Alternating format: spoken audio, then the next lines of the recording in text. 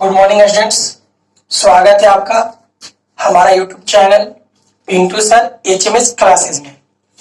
जैसा कि देखिए, हमने आपको इसके पिछले वाले वीडियो में स्वर संधि के बारे में हमने आपको पढ़ाया था और स्वर संधि पहचानने का हमने आपको ट्रिक भी बताए थे।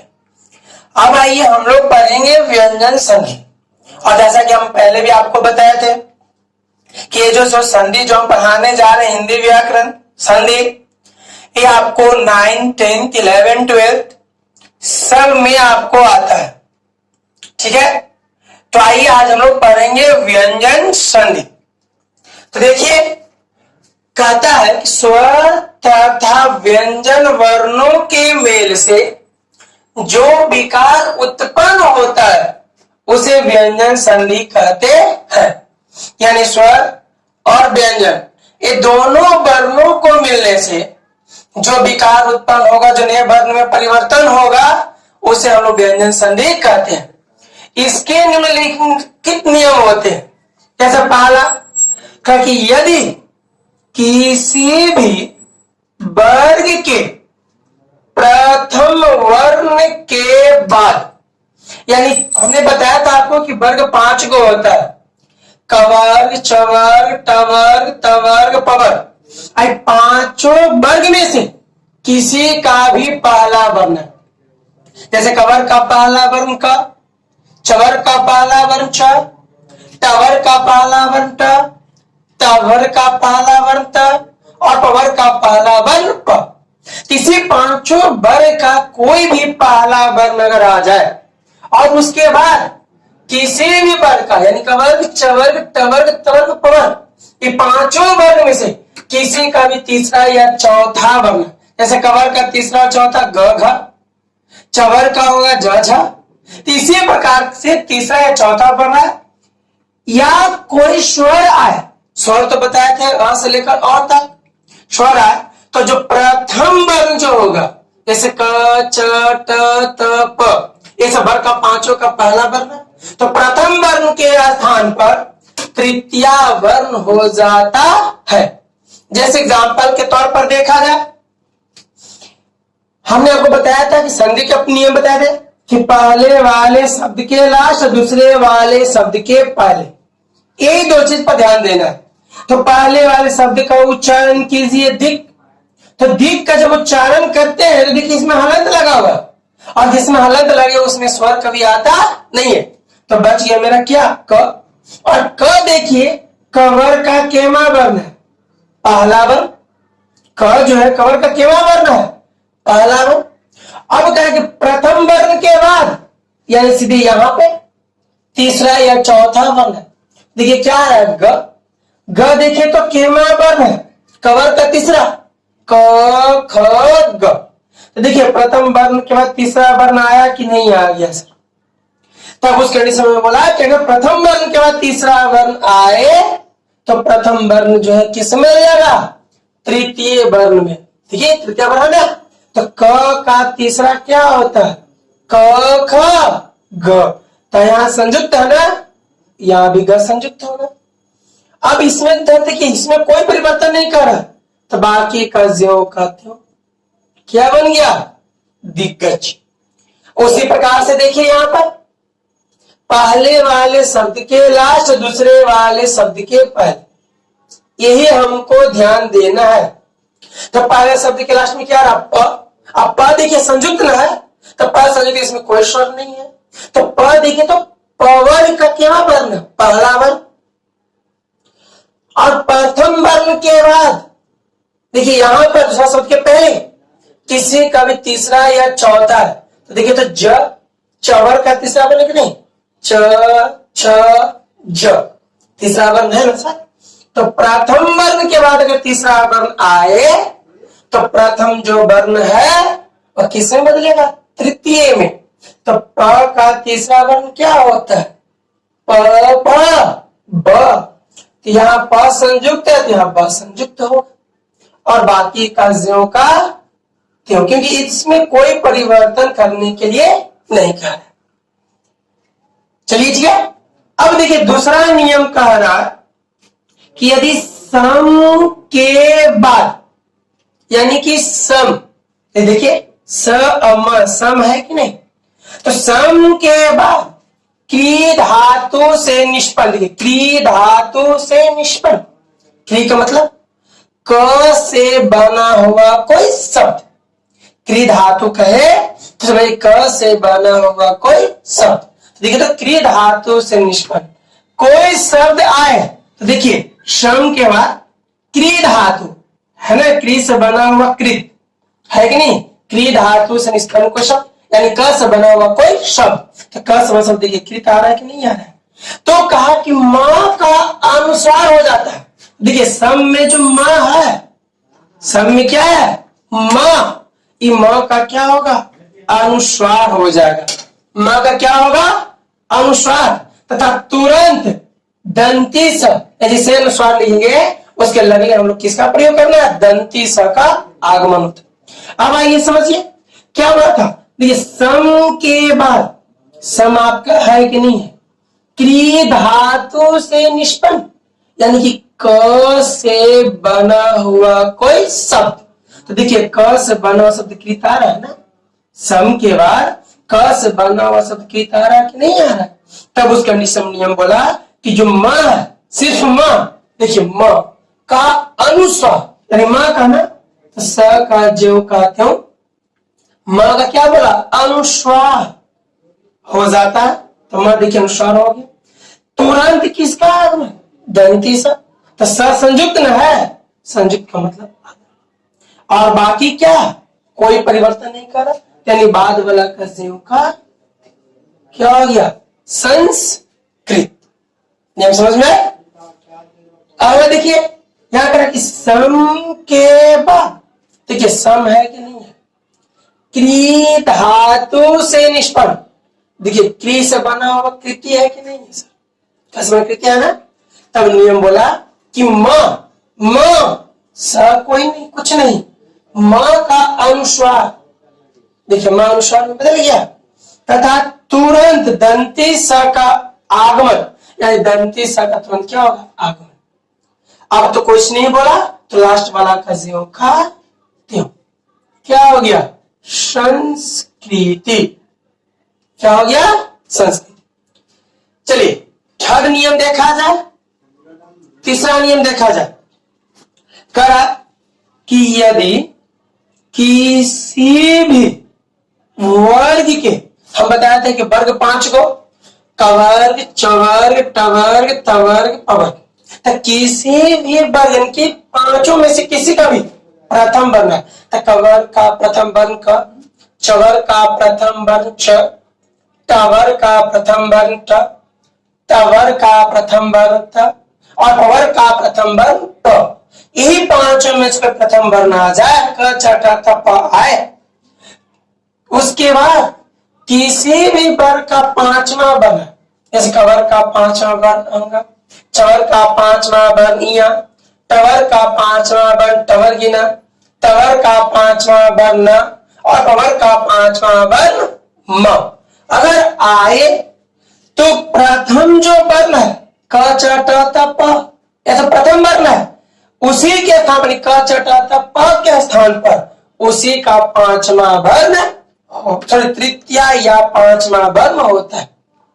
जैसे एग्जांपल देखिए, तो हम बताए थे ना पहले वाले शब्द के लाए दूसरे वाले शब्द के पहले ध्यान है, तो उत में देखिए तो तवर का केवा वर्ण है पहला, नाते में देखिए तो न तवर का केवा वर्ण पांचवा, तो देखिए पहला का पांचवा आ गया, तब उसके अनुसार हम नियम लोग जो पहला जो है इसी का केवा वर्ण पांचवा, त का पांचवा क्या होता है न, त संयुक्त है न संयुक्त होगी और बाकी का ज्यों का नियम है कि अगर पांचवा नहीं होगा तो केवा तृतीय, त के स्थान पर ना, त का तीसरा क्या होता है द, ये त थ द और बाकी ज्यों का, हम दोनों तरह से बना सकते हैं, कोई दिक्कत नहीं। उसी प्रकार से सेकंड देखा जाए सर, देखिए पहले वाले शब्द के ला दूसरे वाले शब्द के पहले, तो वाक्य में देखिए तो वाक्य में क्या है क देखिए कवर का केमा वर्ण है पहला वर्ण। दूसरे वाले शब्द के पहले क्या आ गया? म देखिए तो पवर का केमा वर्ण पांचवा, तो देखिए पहला के बाद पांचवा आ गया। तब उस कंडीशन में नियम बोला कि अगर पहला के बाद पांचवा आए तो जो पहला जो है वो या तो पांचवा या तो तीसरा में बदलेगा। तो पहला ना वा तो ज्यों का का पांचवा आऊंगा और बाकी ज्यों का। अगर बोला कि पांचवा नहीं होगा तो तीसरा, तो क का तीसरा क्या होगा? घ और बाकी का ज्यों का। ठीक है, वांग में वांग में दोनों तरह से बना सकते हैं, नियम के अनुसार कोई दिक्कत नहीं है। ठीक है, अब आगे आइए चौथा नियम। चलिए देखिए, आइए हम लोग चौथा नियम देखने जा रहे हैं। चौथा नियम कहता है कि यदि मां के बाद, किसके बाद? मां, यानी कोई भी शब्द दिया हुआ है और उसके अंत में मां लगा हुआ है और उस मां के बाद जो अगला शब्द है उसमें स्पर्श व्यंजन वर्ण आए। जैसे कि जब हम वर्ण आपको पढ़ाए थे तो स्पर्श व्यंजन पढ़ाए थे कि स्पर्श व्यंजन वर्ण 25 होते हैं, क से म तक। तो क से म तक अर्थात स्पर्श व्यंजन वर्ण आए तो म का अनुस्वार हो जाता है म के स्थान पर, या म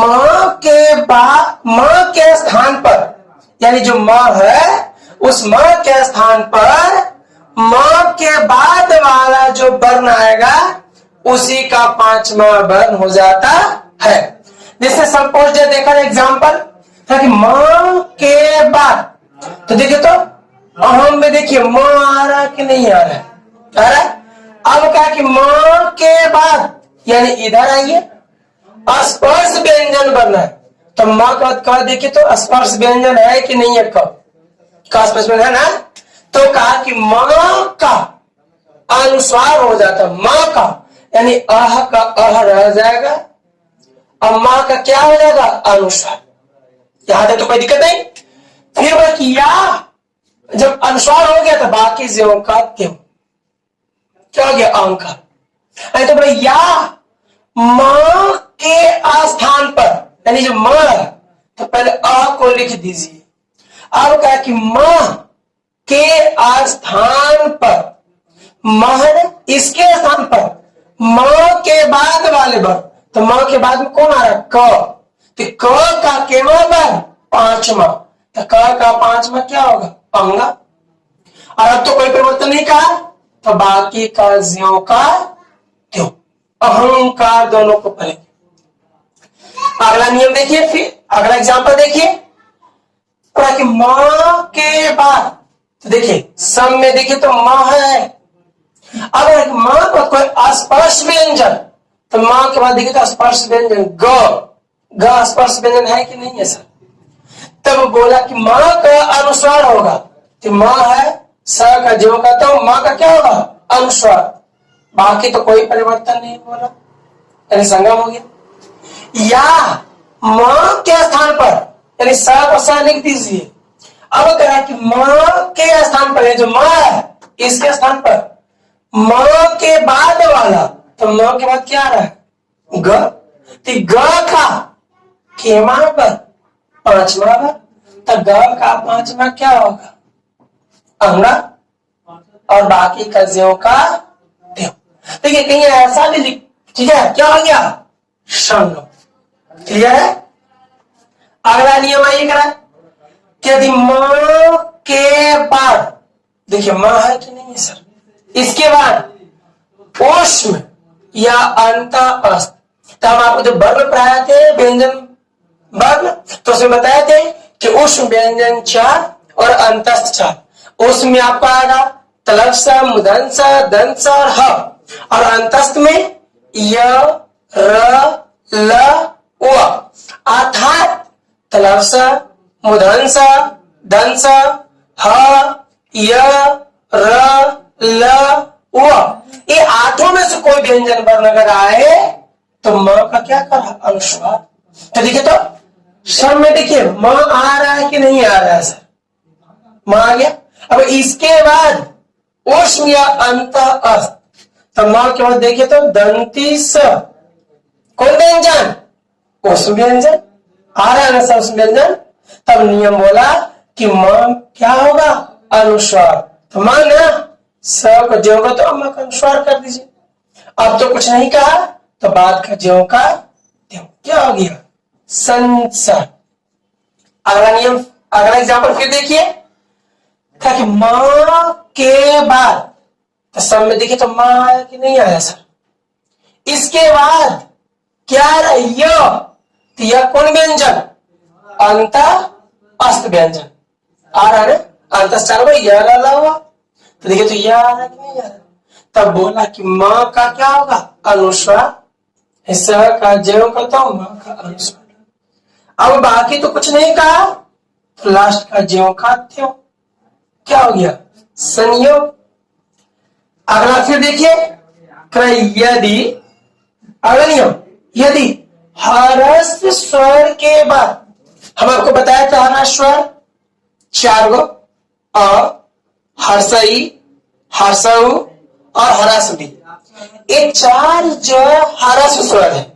ठीक है, तो वही कह रहा है कि इसे चारों में कोई ह्रस्व स्वर आए और उसके बाद अगर छ आए तो छ के पहले च लग जाएगा। जैसे एग्जाम्पल देखिए, परी का उच्चारण कीजिए, परी, ये आ रहा है कि नहीं आ रहा सर?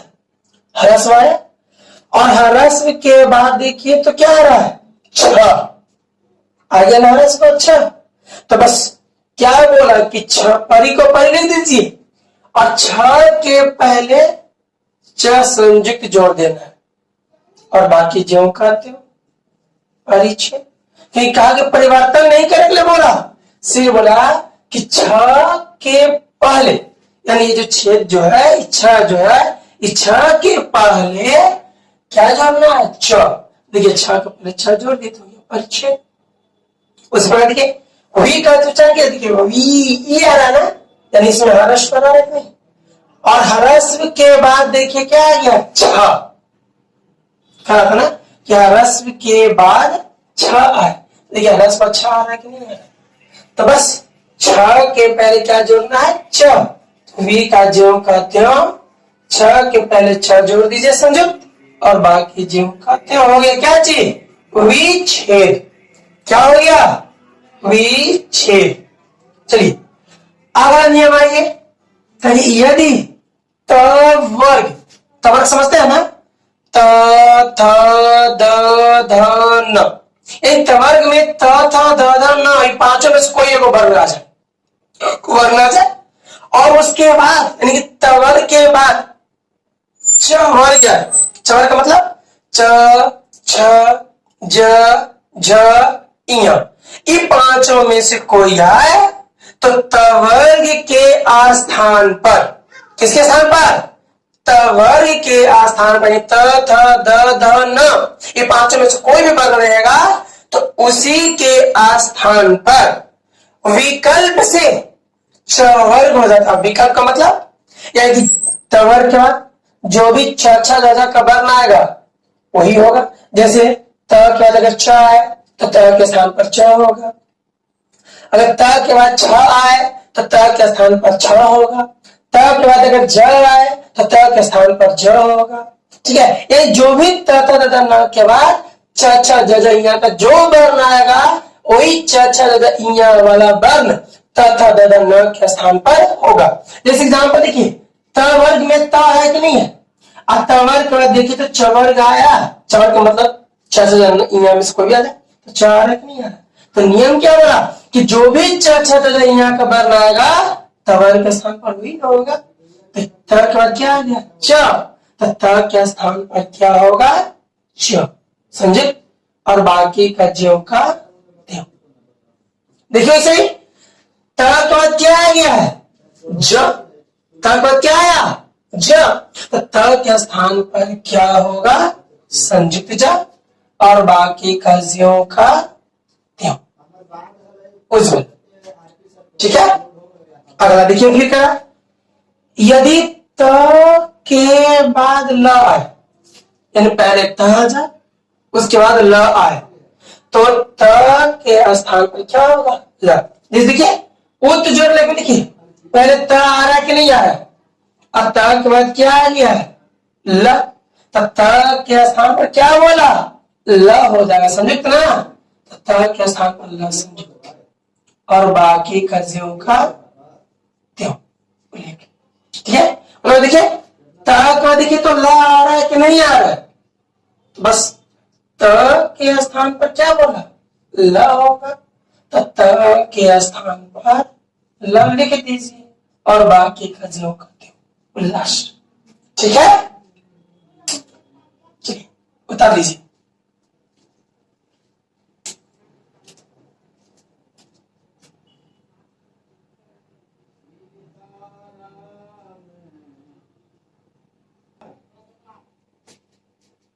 चलिए आइए अब देखिए नौवां नियम। ठीक है, कह रहा कि यदि दंत सॉरी यदि मूर्धन स के बाद, कौन सा?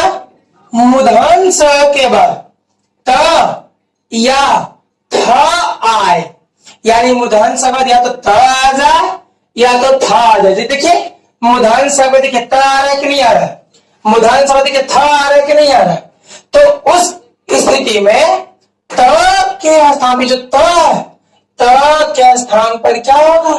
ट। तथा थ के स्थान पर देखिए थ है ना, इस थ के स्थान पर फ हो जाता है। क्या हो जाता है? फ हो जाता है, फ हो जाता है। अब एग्जाम्पल देखिए, देखिए मूर्धन स के बाद देखिए त आ रहा है कि नहीं, एक मूर्धन स के बाद त आ रहा है ना, तो अगर त आएगा तो त के स्थान पर क्या होगा? ट, यानी इसमें कोई परिवर्तन नहीं होगा, ये उत्कृष्ट यौम का त्यों। लेकिन क्या कि त जो है किस में बदलेगा? त में, तो क्या हो गया? उत्कृष्ट।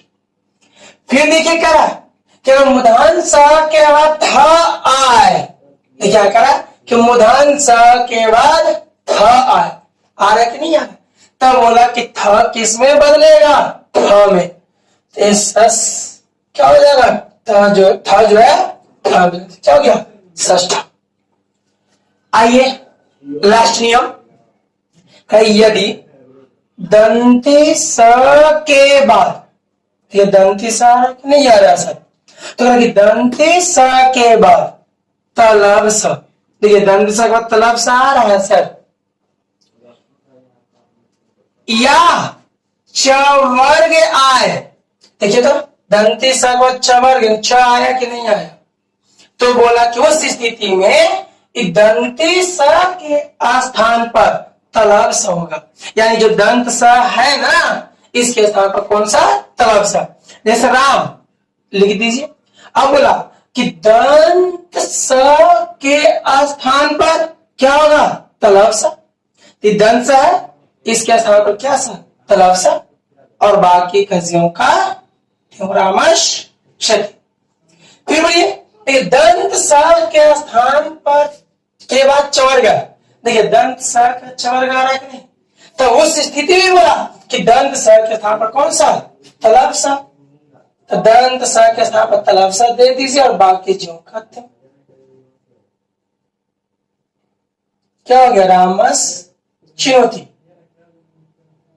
ठीक है, तो मैं आशा करता हूं कि आपको आज की वीडियो पसंद आया होगा, और अगर पसंद आए तो लाइक करना, सब्सक्राइब करना और बेल आइकन बटन को दबाना ना भूलिए, और बने रहिए हमारे YouTube channel Pintu sir HMS classes पे।